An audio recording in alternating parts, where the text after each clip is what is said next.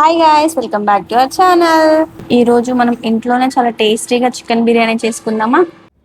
ముందుగా చికెన్లో మనం అల్లం వెల్లిపాయ పేస్ట్, కారం, పసుపు ఇంకా సాల్ట్ వేసుకోవాలి. తర్వాత కొంచెం గరం మసాలా, చికెన్ మసాలా, బిర్యానీ మసాలా, కొంచెం ధనియాల పౌడర్ వేసుకొని పచ్చిమిరపకాయలు, పుదీనా, కొత్తిమీర వేసుకొని 1 టేబుల్ స్పూన్ ఆఫ్ ఆయిల్, ఇంకా పెరుగు మెయిన్ కదా, పెరుగు వేసుకొని ఒక నిమ్మకాయ పిండుకొని బాగా మ్యారినేట్ చేసుకోవాలన్నమాట. అంటే మనకి చికెన్ బిర్యానీలో చికెన్ ఎంత బాగా మ్యారినేట్ అయితే బిర్యానీ అంత బాగా వస్తుంది. ఇప్పుడు ప్యాన్లో ఆయిల్ వేసుకొని ఆనియన్స్ని గోల్డెన్ బ్రౌన్ కలర్ వచ్చేంత వరకు మనం ఫ్రై చేసుకొని పక్కన పెట్టుకోవాలన్నమాట. అంటే బిర్యానీకి మన ఫ్రైడ్ ఆనియన్సే కదా టేస్ట్ వచ్చేది.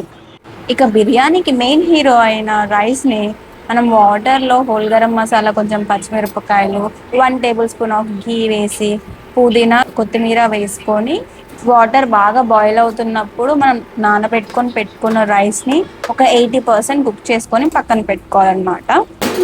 ఇప్పుడు మనం ఒక ప్యాన్ తీసుకొని దాంట్లో 1 tablespoon of oil, 2 tablespoon of ghee వేసుకొని హోల్ గరం మసాలా వేసుకోవాలి. నేను హోల్ గరం మసాలా అంతా డిస్క్రిప్షన్లో మెన్షన్ చేస్తాను.